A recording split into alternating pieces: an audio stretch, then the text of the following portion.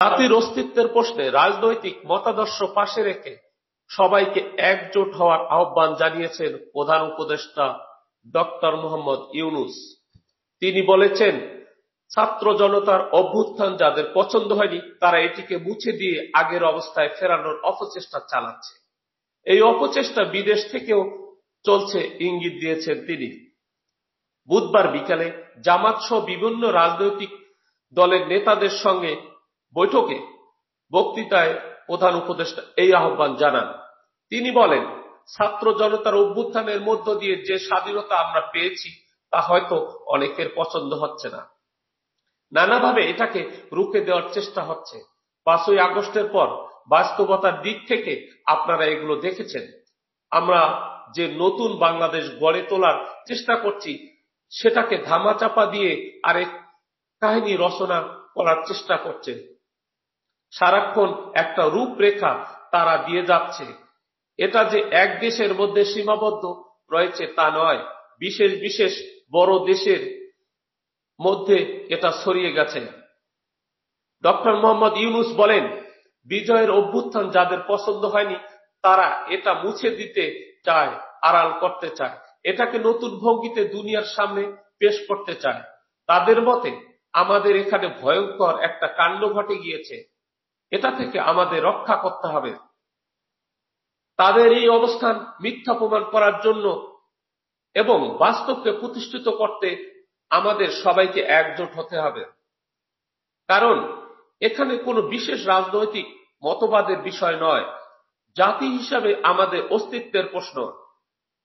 আমরা যে মুক্ত স্বাধীন বাংলাদেশ তৈরি করলাম অভ্যুত্থানের মাধ্যমে, সেটাকে তারা মুছে দিতে চায়, তার আগের অবস্থায় ফিরে যেতে চায়।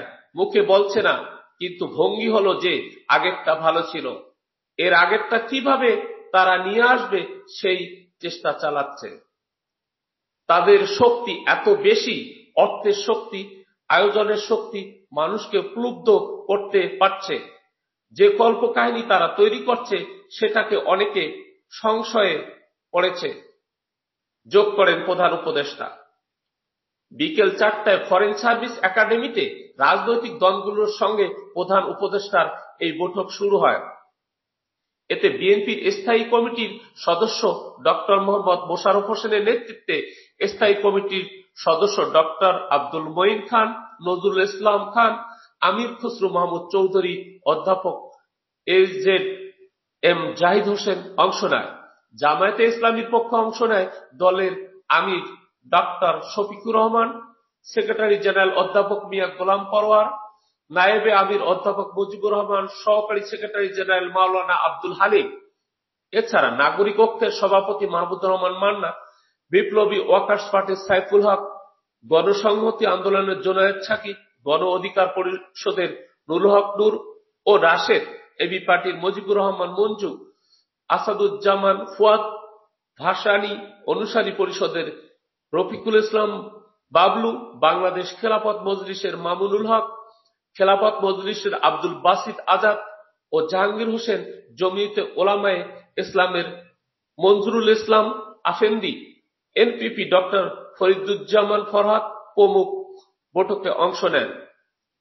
এর আগে সাম্প্রদায়িক বিভিন্ন ইস্যু নিয়ে আলাপ করতে মঙ্গলবার সন্ধ্যায় যমুনায় বৈষম্য বিরোধী ছাত্র আন্দোলনের নেতাদের সঙ্গে বৈঠক করেন প্রধান উপদেষ্টা।